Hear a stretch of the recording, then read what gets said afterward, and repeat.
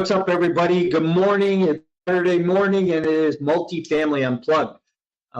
As you can see from my background, I am not in the office today. I'm traveling, but we're still going to bring you a great episode this weekend. So I'm excited about my guests. We've had a number of times trying to finally get together. It's been a long summer for both of us. A lot of travel, a lot of family time, a lot of things like going on that have kind of kept us from being able to get together, but we'll get to him in a minute. I want to remind you, coming up October 19th and 20th is our annual multifamily virtual summit, 2-day event, 15 speakers. I know that you're going to want to be at this year's event. Go to multifamily23.com to register, and you are going to get filled with knowledge and experience from other people that are going to help you propel you to the next level in your business, whether you're just starting out or whether you're somebody who's seasoned and been in the business for a while and maybe needs a shot in the arm because of where the market's at or what your experience in your own business right now. But I know that our guests on the podcast this year are really going to hone in on what exactly you're going to need. Hey, if you're new to the show, welcome. Please like us, love us. We'll continue to bring you good content, good new material and guests that are going to help you to grow in your multifamily journey. So my guest this morning is Jay Scott. Jay is with Bear Down Investments. He's from Sarasota, Florida. He's the host of the Drunk Real Estate Podcast. Let me bring him in here real quick for you. Jay, good morning. Hey, good morning, Mike. How's it going? I'm good. It's good to see you again. Great to see you. Let's see. We saw each other the last time, I think, in Chicago. I think it was it Chicago or was it, yeah, that sounds right, actually. Yeah. John Casman's event, right? Yep. Yeah. Exactly. And that was the Midwest Real Estate Networking event, which was pretty interesting. So yep. It's always good to reconnect, though, especially when you know people in the business who excel at what they do, knowledge and things like that. So I know that you and I have just had a horrendous time getting together.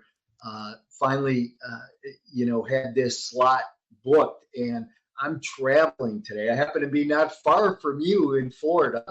And it just, I didn't want to have to try and reschedule and push us out, because I think that some of what you'll talk about today will be kind of time sensitive to right where we are in the market and with what's going on. But before we jump in, question I ask all my guests, and I probably have done this a couple hundred times now, and I would say I'm going to write a book on this one question. But in one word, what best describes you personally and professionally? It's such a tough question to pick one word, but if I had to pick one word, I'd probably say steady. Steady. If I had 3 words, I'd probably say slow and steady, because I kind of focus my life and my career, my investing, all about a relatively conservative outlook, and taking things one step at a time. I'm not young anymore. I'm in my 50s. So these days I don't like to take enormous risks, but I still have a decent amount of time left in my career. So really, I'm very focused these days on just slow and steady growth in both my personal life, my professional life, and everything I do. I like that. And I don't know, like I said, I've probably asked that question a couple hundred times, and I don't know that anybody has ever said slow and steady. And I like that, because I always tell people, I say, hey, this is a marathon. It's not a sprint. Take your time. Because I know my first time around, I went way too fast. I grew way too fast, very unstable. And I think when people do, they just cause problems. But hey, here's the good news for you. You're in your 50s, you're still young, you still got a lot of runway, even in comparison to me. So long way to go, right? Yeah, hopefully. Yeah. So, hey, Jay, let's tell the listeners a little bit about who you are, your background, how you got into the world of real estate and multifamily, and just kind of all the, the key things that you do along the way. Yeah, so I am originally an engineer and business guy by education and former career. I spent most of my career in Silicon Valley in the tech world. Spent much of my career at Microsoft doing product and engineering and some mergers and acquisitions work. And so in 2008, my wife and I decided to get married. She was in the tech world also, and we were just working ridiculous hours, and we didn't want that as like kind of the backbone of our new life and growing our family. We really wanted to have that work-life balance. So we left the tech world when we got married. We fell into real estate back in 2008. For about 10 years, I focused on single family property, so flipping, rentals, and some other strategies. And then 2017 came around, and I was excited to grow the business. And so reached out to a friend of mine who was in the multifamily space. She mentored me for a couple of years. And then back in around 2020, we partnered up, and we've done a bunch of deals since as part of our company, Bar Down Investments. Awesome. Good for you. And what are you looking at today, business wise, in your business? Where's your business headed? So we have the same focus we've had. That said, obviously things have changed in the market over the last year or two, even three since COVID. So while we still have the same focus on acquiring value add multifamily properties, we think right now is a great opportunity for investors to break into new markets. So even a year and a half ago, when the markets were really hot before interest rates started to go up, it was really difficult, even for seasoned investors, to break into new markets. So we have a couple markets that we're well entrenched in, and the brokers know us, and the sellers know us, and the insurance brokers know us, and the both the mortgage and the real estate brokers know us. And so it's really easy to get deal flow and to find vendors and property management, and everything was going great in those markets. But every time we tried to move to a different market, what we found was we were faced with a lot of resistance, because the brokers and the sellers in those markets had buyers that had been performing for many years. The markets were so hot that other buyers had emerged in those markets, and brokers weren't looking for new buyers, and sellers weren't talking to new buyers in that market, because there were plenty of buyers that had proven themselves in that market that had plenty of capital. And so just like we were well entrenched in Houston, it was hard for other people to break into Houston, because if a broker or a seller had a deal, they'd call us first. They didn't need a new buyer. So likewise, when we tried to break into a new market, nobody wanted to talk to us. But since last year, with interest rates going up and values going down, and a lot of larger investors starting to struggle a little bit and slow down their buying, brokers, for the first time in several years, are now very willing to talk to us. They're willing to sit down, have lunch, talk about our buying criteria, put us on their list for deals that come through. Sellers are willing to sit down and talk to us. And so what we're seeing right now is a great opportunity basically to do the same thing we've been doing for many years, but to break into new markets and to build relationships with brokers and sellers and vendors in new markets. I like that. I'm a market-driven investor. And I always tell people, you could bring me a great deal in a bad market and it wouldn't make sense to me. But you could bring me a questionable deal in a good market and it would make sense to me, right? Absolutely. What are you, and I have to laugh about what you talked about. I'm giggling to myself, because these brokers, I would call brokers the last 3 years, and they're so busy and nobody gets back to you, and you can't get on buyers list.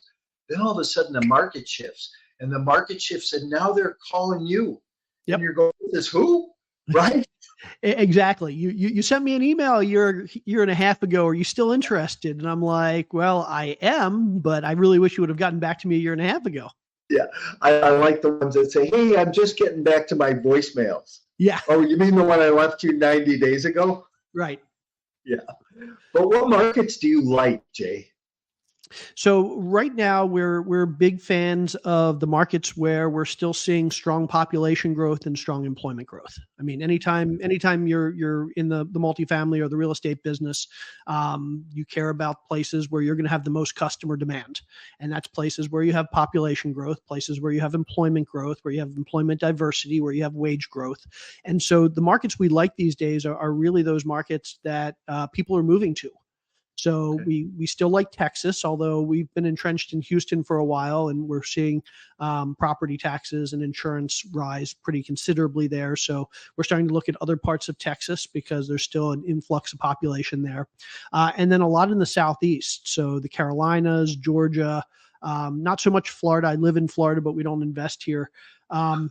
And then a little bit in the Midwest, where we're seeing some inflow of population as well. And we're staying away from those markets where people are tending to leave. We're staying away from the Boise, Idahos that were really popular, and Phoenix and California and the Northeast.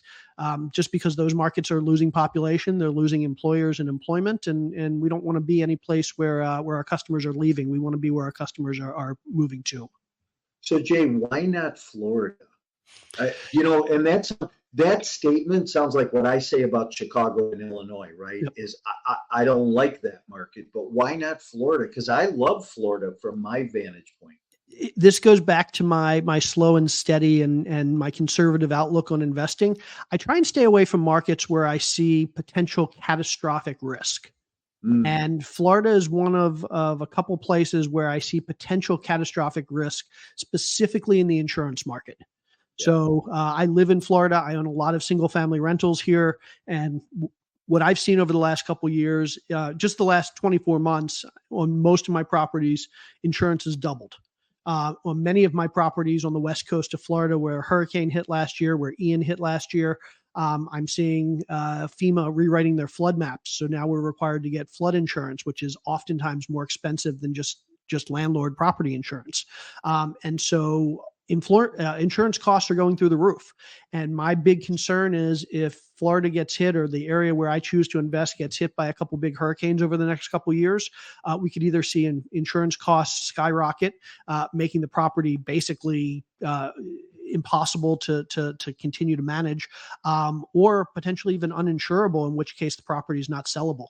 So for me, it might be a relatively low risk, but it's big enough that I'm not willing to take that when I have millions of dollars of investor money on the line. Sure, that makes a lot of sense. And I think, as I said, I'm an advocate for Florida, right? Tampa's been, the population growth in that central region from Tampa to Orlando has been huge the last few years, and Yep. and continues to grow. And the assets that we own there, our rent is growing, but the thing that's hurting so much is the continual increase in insurance. Yep. And I know, you know, uh, just about 2 years ago, we underwrote a deal. We could underwrite it at like 850 a door.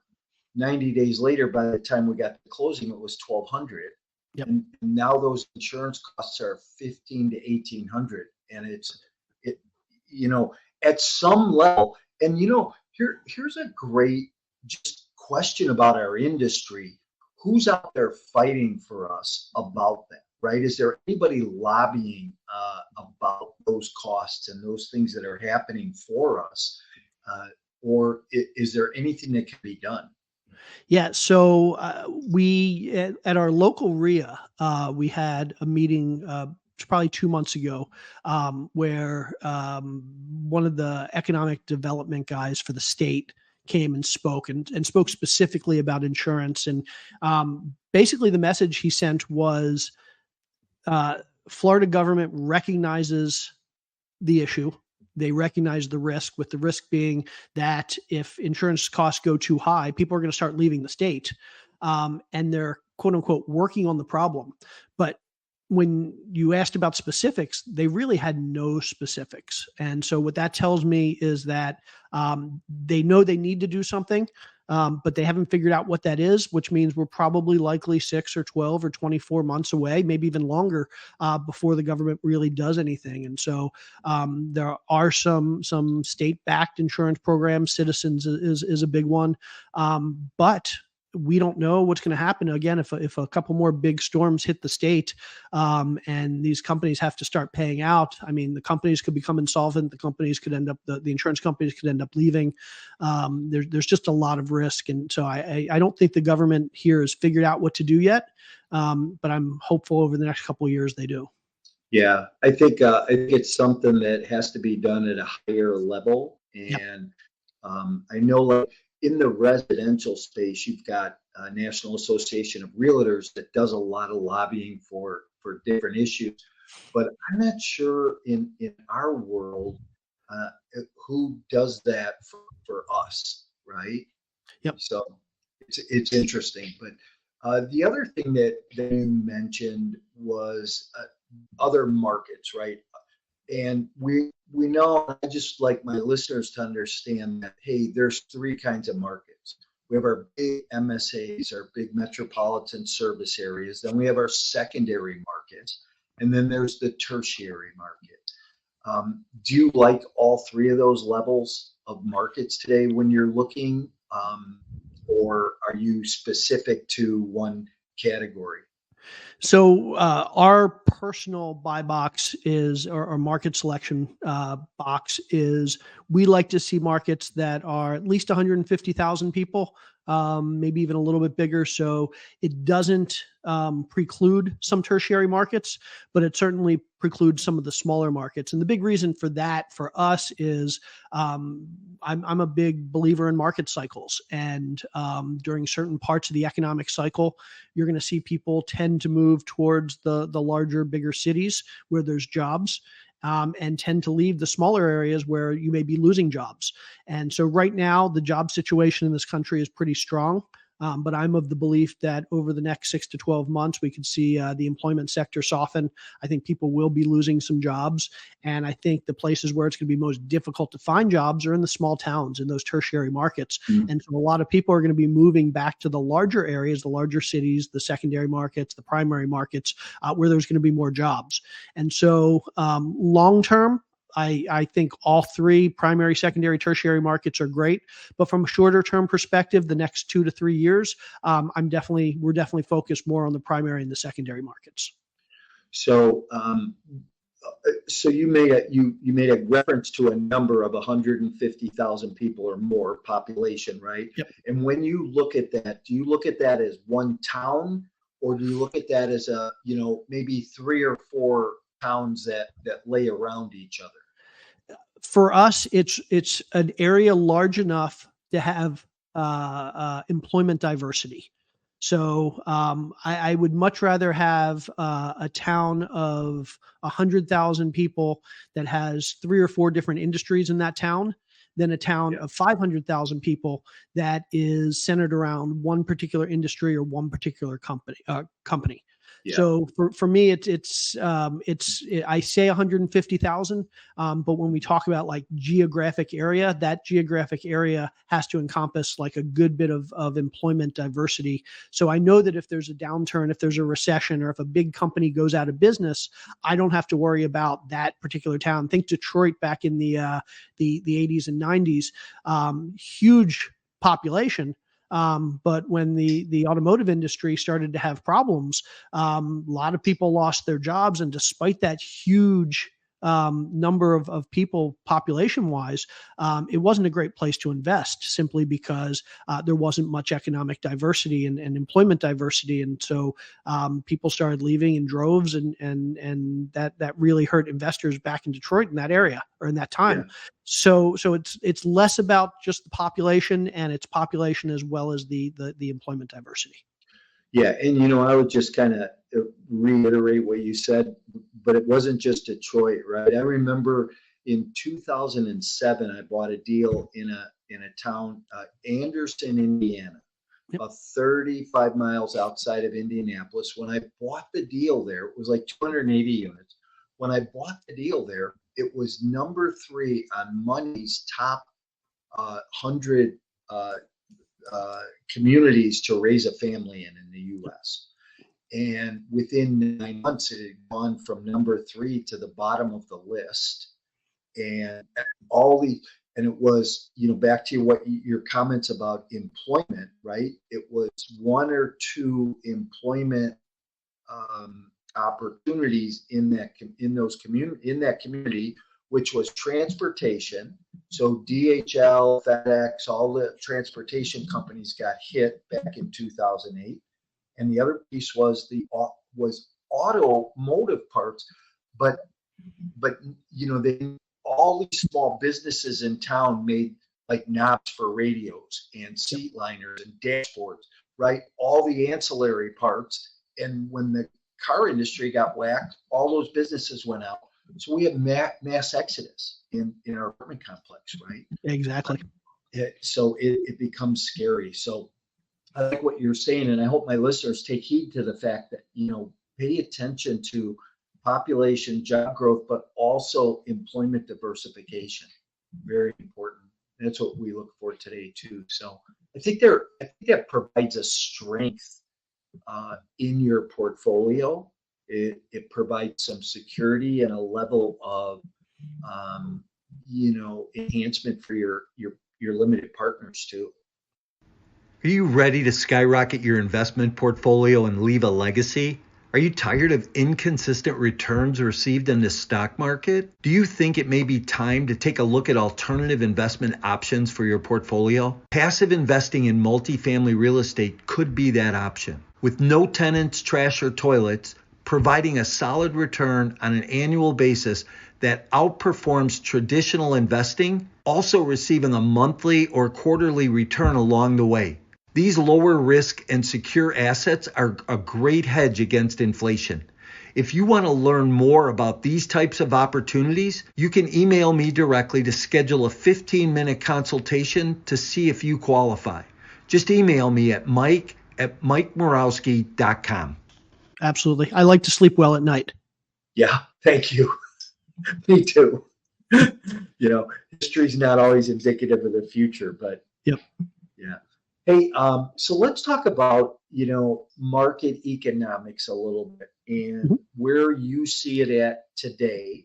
You talked about where's unemployment going, right? I mean, we still have a pretty robust employment going on around us, although we're hearing of layoffs and potential layoffs and things like that starting to happen. Where do you see this economic situation headed right now? So in general, like not specifically from the real estate market perspective, I think we are in a place where it's a very interesting time. I wrote a book on economics and real estate cycles related to real estate investors. And when I wrote that book back in 2017, it was an easy book to write because history tends to be a pretty good predictor of the future. But what we've seen over the last few years is some economic events that I don't want to say are unprecedented. They have happened before, but not in our lifetimes. And we're starting to see some things that tend to be more macro level events, events that countries see over hundreds of years, not necessarily over a few years or a decade or two. And so specifically, we've seen a major erosion of the middle class over the last 15 to 20 years, but it's been exacerbated with inflation over the last couple of years. And so basically we have this dichotomy where we're living in two different economies. If you talk to somebody on the lower socioeconomic spectrum, what they're going to say is that things are really bad right now, that they're struggling, that they're not making enough money, that their wages aren't going up relative to inflation, that the cost of living is going up too quickly. But at the same time, if you go and talk to wealthy folks who have a lot of investments, a lot of disposable income, are generating a lot of their income from capital gains, they'll tell you that the economy is fantastic. They're still acquiring assets and they're still generating cash flow and they're making lots of money and businesses are doing well. And so it really, there's the term they've used is this K-shaped recovery from COVID, where about 20% of Americans are kind of going up on that socioeconomic curve and are doing very, very well. But then there's a significant portion of folks that are moving in the opposite direction, and that whole middle class has been decimated. And so when you ask how the economy is going, a lot of it depends on your perspective and where you are in terms of socioeconomics. And so I think while for us, for a lot of us as real estate investors, think things are looking pretty good, and the data in general actually is pretty good. So we still have pretty strong GDP growth, so over 2% economic growth. Employment is still strong. We're at about 3.8% unemployment, which is historically a very strong number. Inflation by a lot of measures is a lot more under control than it was a couple years ago. We're starting to see real wage growth again. So wage growth is higher than inflation. So people are making more money. So if all you did was look at the data in a vacuum, and you didn't actually have to look around and talk to people, it looks like everything's great. But then when you start talking to people, you realize things aren't as good as they may seem. And the other thing that we're noticing is that the trends are not necessarily in a good direction. So the GDP trend tends to be heading downward. So a lot of businesses are starting to spend less money. We're seeing that a lot of quarterly reports are coming in from a lot of these larger public companies that are indicating some slowdown in growth. We're certainly seeing employment numbers trending in the wrong direction. So there are a lot of people that are trying to enter back into the workforce. A lot of people who were self-employed that are shutting down their businesses or choosing no longer to be self-employed and are starting to look for jobs. And so I think that while the numbers right now look pretty strong, I think the trend is in a negative direction. And I wouldn't be surprised if in 6 to 12 months, we're in the midst of what we can easily call a recession. Now, I don't think it's going to be a 2008 type recession, but I do think it's going to be a lot more clear that we're in a recession than it is today. So, there's a couple of schools of thought out there, right? That it's going to, I was at an event last weekend in Dallas, and a well-known economist, actually, John Chang from Marcus Millichap, says, hey, I think we're turning a corner. I think we're coming out of this, and that in the next couple of quarters, we're going to see an uptick and we're going to see everything turn around. But then we got Robert Kiyosaki, who says the world is coming to an end. Yeah, he's been saying that for 20 years now.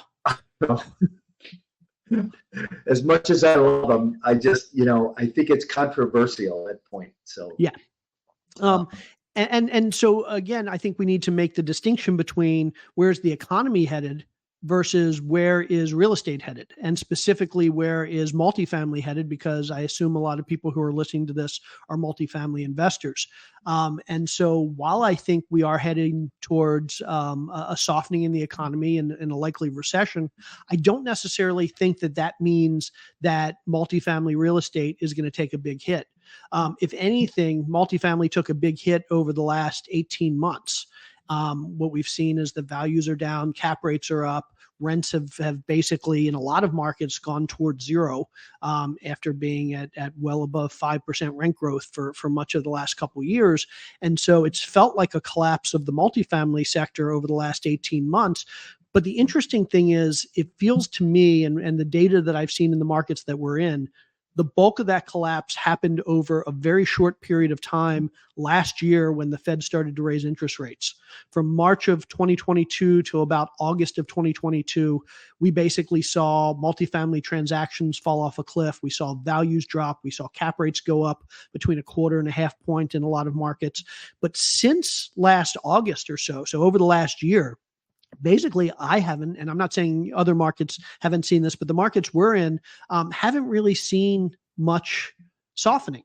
We haven't seen cap rates go up much more than where they were. In fact, in a couple of our markets, we're seeing cap rates start to compress again. Rents are kind of steadying out at that 1 or 2% range, which is a little bit lower than historical, but higher than it was last year.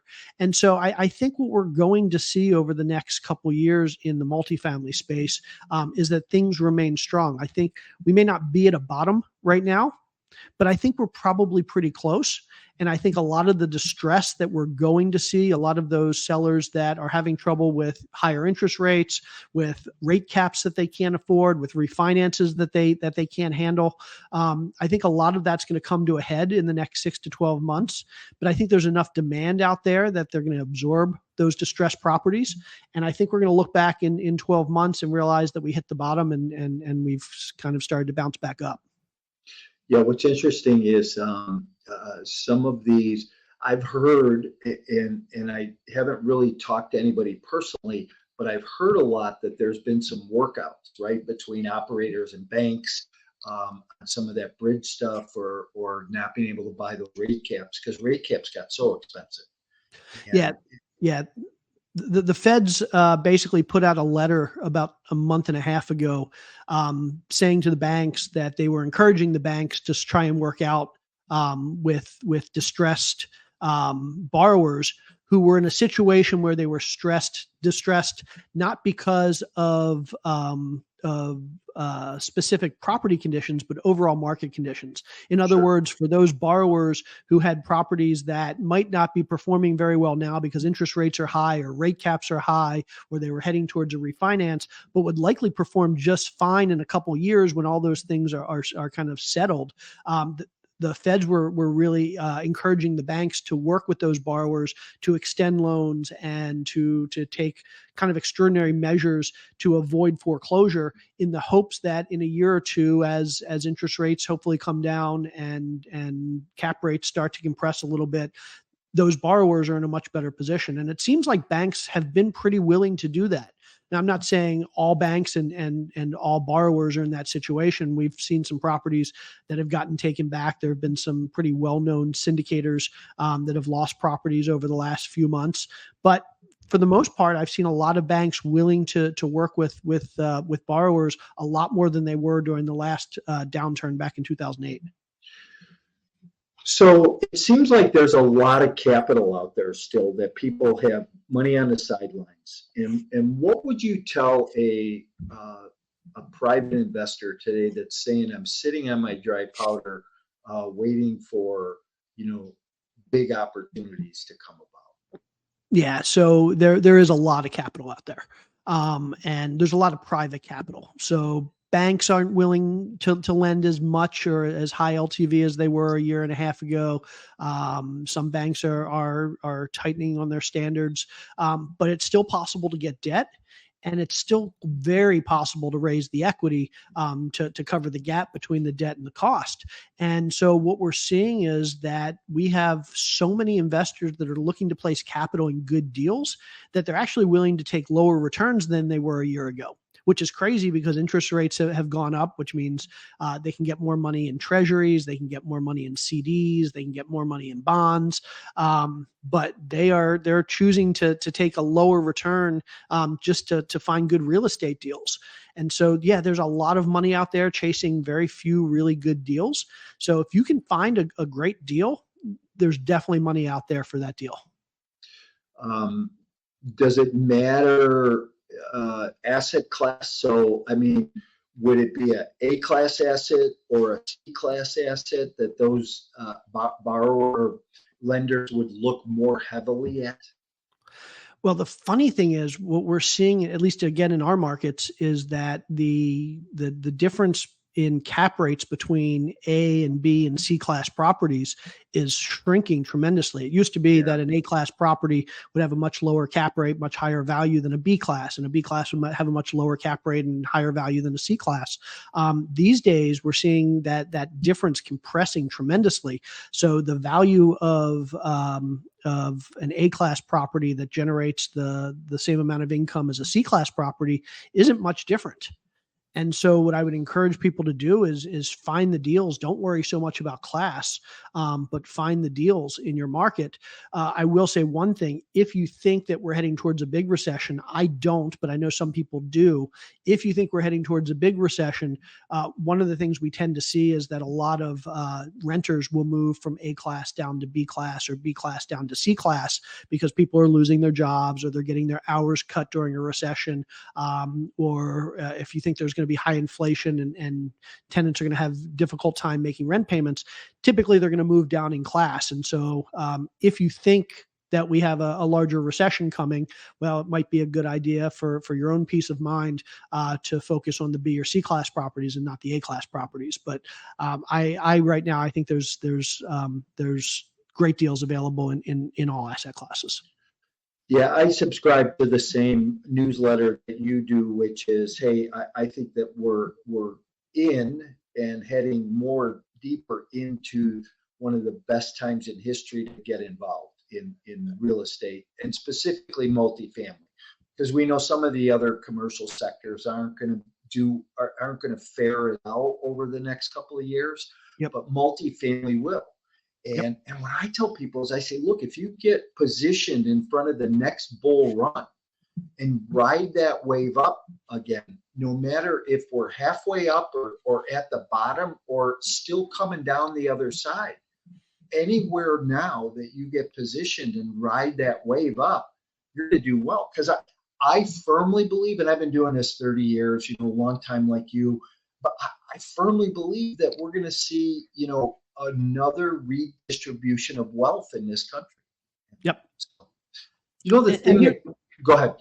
I was just going to say, here's the other thing you have to remember. The nice thing about commercial real estate is you define your time period, or even the market defines the time period. But it's not like flipping a house where you have to get it done as quickly as possible because you're not generating cash flow and you're going to run out of cash at some point. If you buy a deal that's cash flowing, that is relatively conservative, has decent cash flow, and your plan is to hold it for 3 years or 4 years or 5 years, and we get 3 or 4 or 5 years in and we're in the middle of a recession and you realize now's not a good time to sell, well, then don't sell. Hold it for 7 years, hold it for 8 years, hold it for 10 years, because at some point the market's going to improve. At some point there's going to be a good opportunity to sell. So even in a worst case, assuming you buy right, even in a worst case, you're going to make money. You might make less money. It might take longer. But if you do things correctly, again, if you buy correctly and you ensure that you have enough cash flow to cover yourself if you hit any issues, you're eventually going to make money.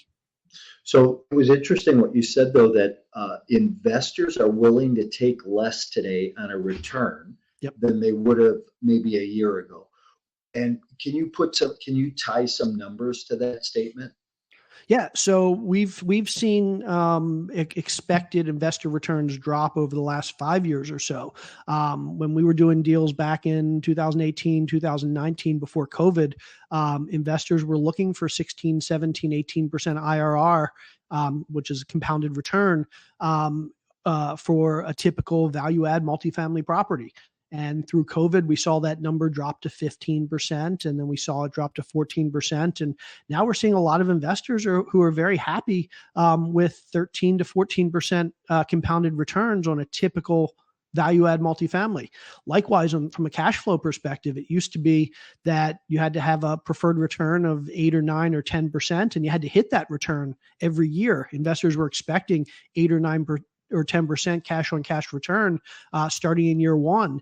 And then after COVID, that started to drop to 8% preferred returns and 7% preferred returns. And then as interest rates started going up, we've seen very little cash flow from a lot of these deals, especially in the early years. And so we have deals that are generating 4 and 5 and even less cash on cash returns in year one. And it's not stopping our investors from moving forward, because they recognize that it's not an issue with us. It's not an issue with our deals. It's just it's a systemic issue with interest rates and the industry as a whole. But they really want to be investing in real estate. They really want to be investing in multifamily. And so even if it means lower returns short term, they're willing to ride that wave because this is where they want their money to be working for them. Yeah, well spoken.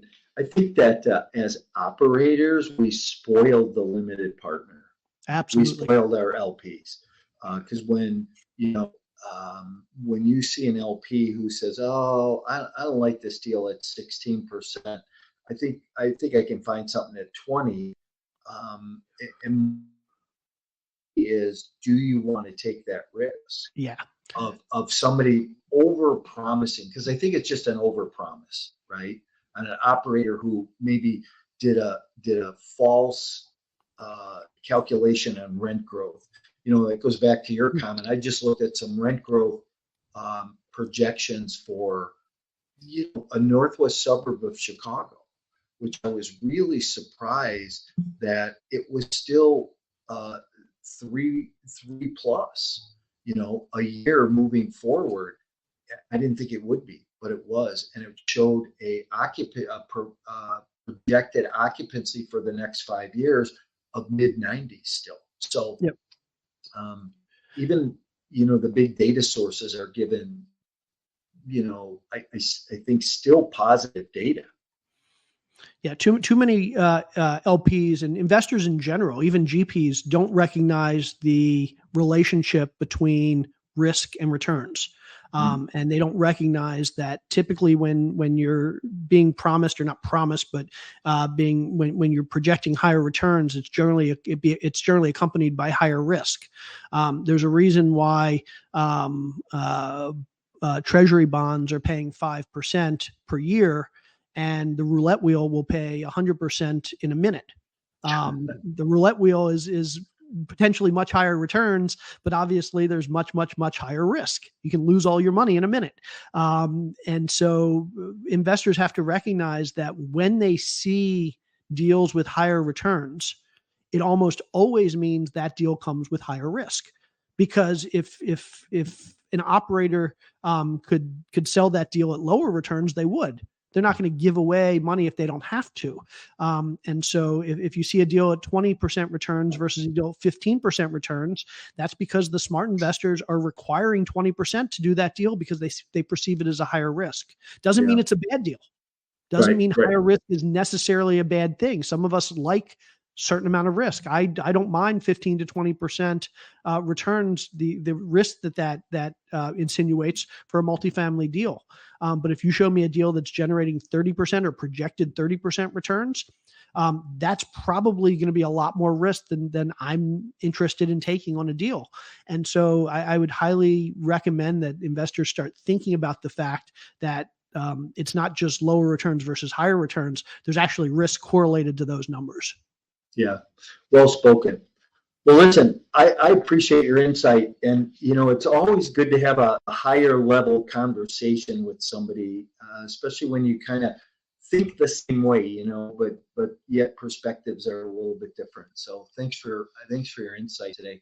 What do you want? What do you want the investor, the private investor, the limited partner to understand or really look at today, moving forward?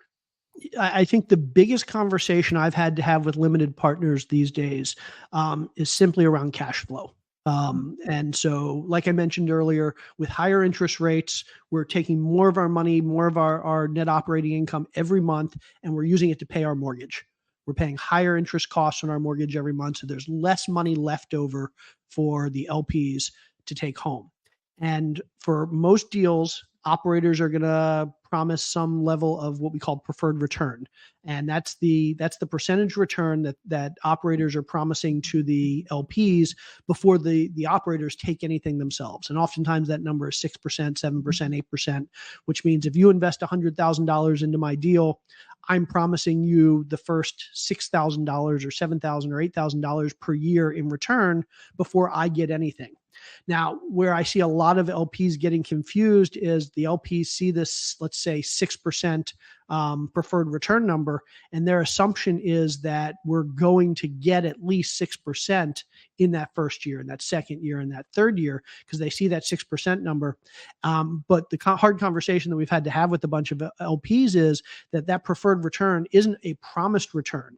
It's just the minimum that you're going to get before we get anything. You may not get that 6% in the first year. You might get less. You may not get 6% in the second year. You might get less. If you get less, then you'll get more later before I get anything. But don't confuse that preferred return number with some guaranteed cash flow number. And I feel bad because I have some investors that I'd never had this conversation with because this wasn't an issue when we were buying deals back in 2020. But now that interest rates are higher, we have lower cash flow. And so we've had some deals that are paying a little bit less than preferred returns. And we have investors saying, but wait a second, I thought I was promised 6% or 7% or 8%. And I have to explain to them, well, no, you're promised 6 or 7 or 8% before I get anything, but it doesn't matter. It doesn't necessarily mean you're definitely going to get that in any given year. Yeah. Interesting. How do people get in touch with you if they want to reach out and pick your brain a little bit, or tell people about your podcast and everything else you have going on? Absolutely. If you go to jscott, just the letter J, SCOTT.com, that will link out to everything, including my email address and my website and my podcast and anything else you might be interested in. I appreciate you being here today. I know that we said that we'll go about 30 minutes and we're already 45 in. So, that's just indicative of the conversation, right? I mean, it's enjoyable. So I hope that the listeners today got a lot out of the conversation, that they enjoyed what we had to say, and that they take heed. And, I come from the same school you do, and I think, don't sit on the sidelines right now. You have great opportunity out there. Maybe you have to look a little bit more in different places and open a few more doors or uncover some other rocks, but the opportunities are out there, and to go look for them is the best thing you could do. Absolutely. Hey, thanks for being here. Always a pleasure to talk with you.